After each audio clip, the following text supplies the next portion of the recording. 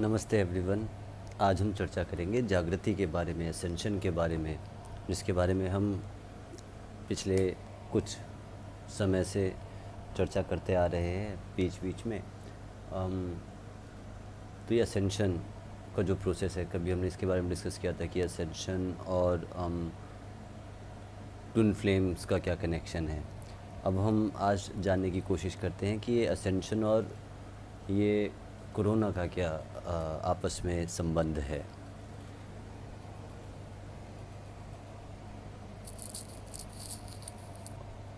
तो हो क्या रहा था कि इंफॉर्मेशन एज आई, है ना।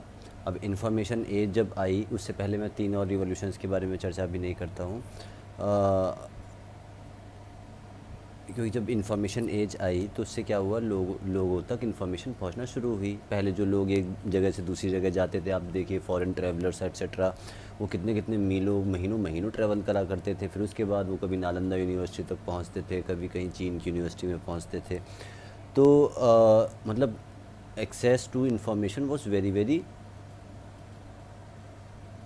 उसमें बहुत लेबर की रिक्वायरमेंट होती थी, very very extensive, manually labour extensive.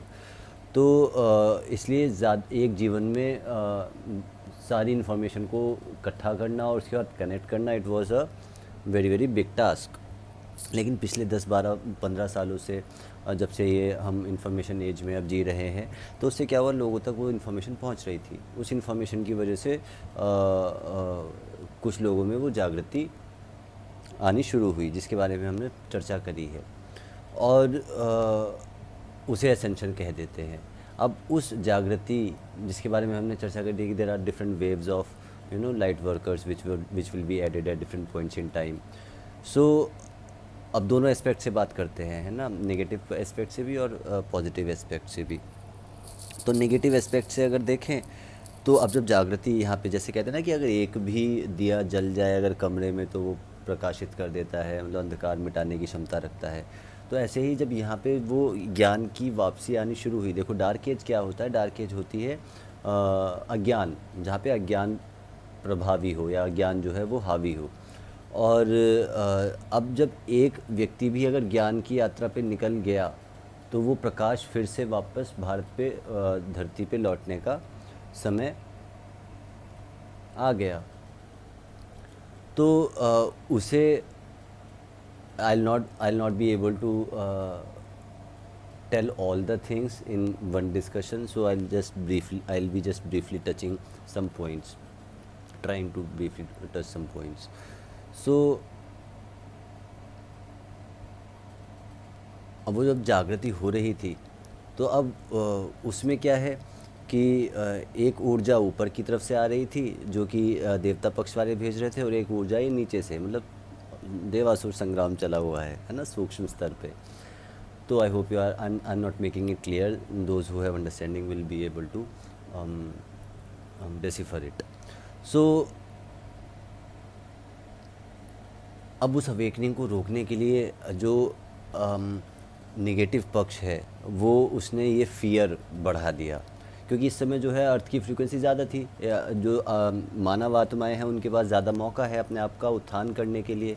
लेकिन अब उस उत्थान को कैसे रोका जाए, क्योंकि नेगेटिव का काम है नीचे गति कराना, पॉजिटिव का काम है ऊर्ध्व गति कराना, अधोगति नीचे नीचे कराना नेगेटिव का काम होता है।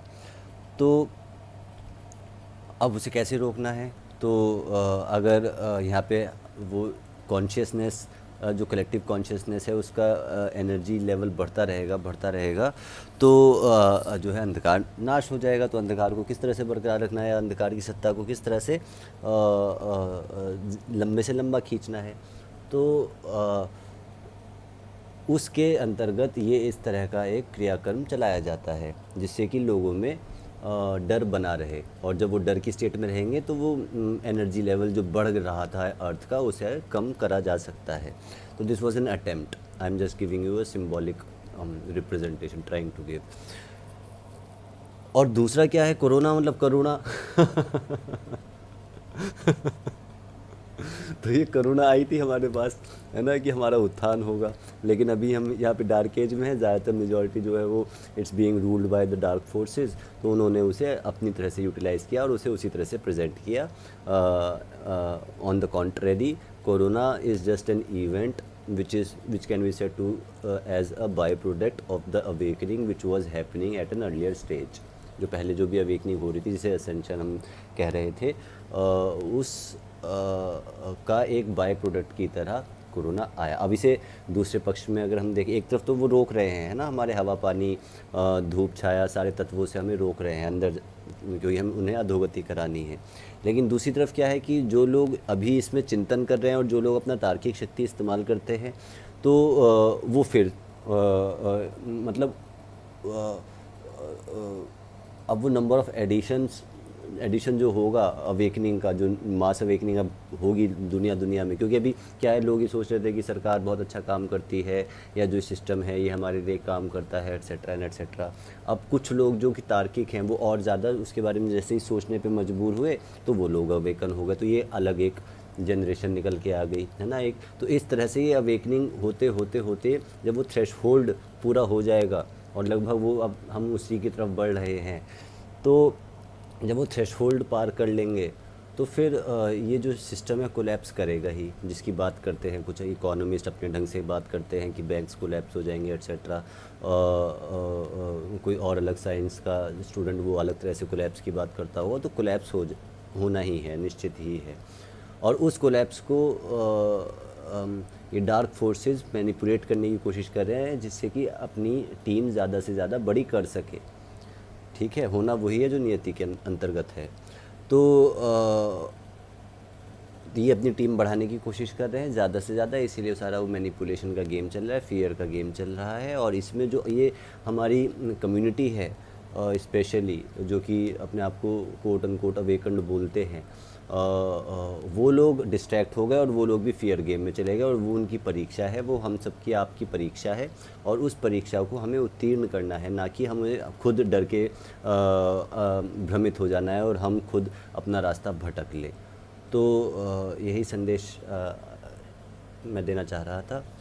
अपनी यात्रा अच्छे से करते रहिए, आप लोगों की ज़रूरत है पॉजिटिविटी बढ़ाने के लिए, और नेगेटिविटी बढ़ाने के लिए वैसी मेजॉरिटी है, 90% आर देयर फॉर, मतलब I am not making any judgment, just to make you understand, the majority of the population is here for increasing negativity, है ना, because of various reasons which you would be aware also.